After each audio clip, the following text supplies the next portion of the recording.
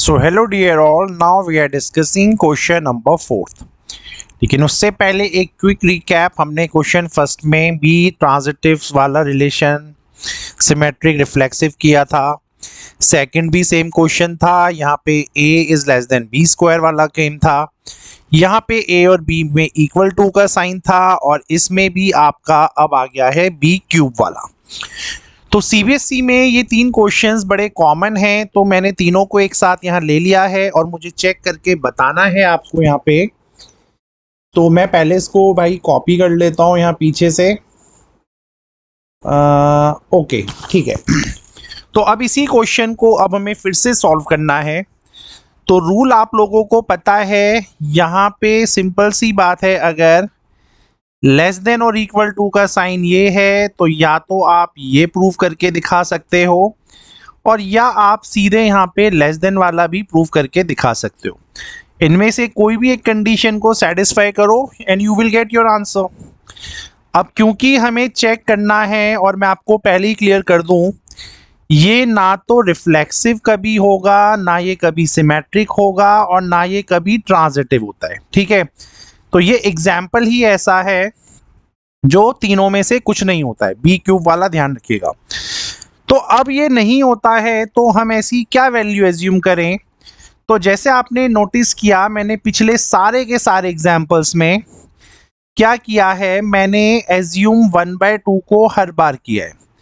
तो अगर मैंने 1/2 को हर बार एज्यूम किया है तो मैं इस बार फिर से एज्यूम कर लेता हूं और क्लियरली 1/2 ना तो आपके 1/2 के क्यूब के बराबर होगा और ना ही ये आपका जो 1/2 है वो लेस देन होगा 1/2 का क्यूब यानी 1/8 से, है ना, क्योंकि ये एक बिगर वैल्यू है और ये एक स्मॉलर वैल्यू है। तो हमने फिर से एक ऐसा एग्जाम्पल यहाँ पे दे दिया जो सेटिस्फाई नहीं कर रहा है, तो ये रिफ्लेक्सिव नहीं बना। वहीं जब आप सिमेट्रिक की तरफ जाएंगे तो एक और एग्जाम्पल आप यहाँ देख सकते हैं, माइनस और प्लस वाला देना बेटा आप लोग। ठीक है, सो अगर मैं लेट्स से एक को माइनस पुट करूं, अब जैसे पिछले एग्जाम्पल में आपने देखा था बी स्क्वायर वाले में, तो बी स्क्वायर वाले में भी आपने माइनस प्लस को ही लिया था, तो हम फिर से -1 और -3 को ले लेते हैं। इस प्रॉब्लम में भी कोई टेंशन नहीं होगा। तो लेट्स से मैंने बोला कि अगर -1 और 3 इस रिलेशन में है, -1 और 3 इस रिलेशन में है, इसका मतलब ये है -1 जो है वो लेस देन हो जाएगा 3 के स्क्वायर से। ये बात तो सही है बेटा, क्योंकि तो 27 होता है। लेकिन अगर आप फिर से देखोगे तो जो इसका रिवर्स है 3 और -1, क्या वो इस रिलेशन में आएगा या नहीं आएगा, दैट इज द चैलेंज। क्योंकि अब यहाँ 3 हो गया और -1 का क्यूब जो होता है वो एग्जैक्टली -1 ही होता है और -1 एक छोटा वैल्यू है और 3 एक बिगर वैल्यू है ना। तो ये सेटिस्फाई नहीं कर रहा है, तो ये सेटिस्फाई नहीं कर रहा है। तो आप यहाँ नोटिस करना, क्यूब वाले में भी और स्क्वायर वाले में भी, दोनों में ये देखो, दोनों में ये एग्जाम्पल वर्क किया है। तो आपको दोनों के लिए एक ही वैल्यूज को याद रखना है। ठीक है, अब चलते हैं ट्रांजिटिव की तरफ। ट्रांजिटिव के लिए अब आपको कौन सा याद रखना है वो देखते हैं। यहाँ पे थोड़ा सा डाइसी है, यहाँ पे थोड़ा सा डाइसी है। अगर आप सोच रहे हैं आप इस वैल्यू को रखेंगे तो ये आपका वर्क नहीं करेगा। तो यहाँ पे अब आपको थोड़ा डिफरेंट वे में सोचना पड़ेगा और एक डिफरेंट वैल्यू का मैं आपको एक कॉम्बिनेशन दे रहा हूं। क्या करना, 3 लेना पहला नंबर, फिर इस 3 को 2 से डिवाइड कर देना, अगले नंबर में इस 3 को नीचे पहुंचा देना और उसका अगला नंबर इस 4 को ऊपर ले आना, यानी 2 का डबल करके ऊपर लेके आ जाना। तो आप अपने ए बी सी को ये एज्यूम कर लेना। ठीक है, क्लियरली यहाँ पे आपका अब आंसर आने ही नहीं वाला है। ये मैं आपको दिखाता हूँ व्हाई। क्योंकि अगर ए और बी इस रिलेशन में है तो उसने क्या बोला है, तो ए और बी को मैंने यहाँ क्या लेट किया है, 3 और 3/2। तो 3/2 का मतलब क्या है, 3।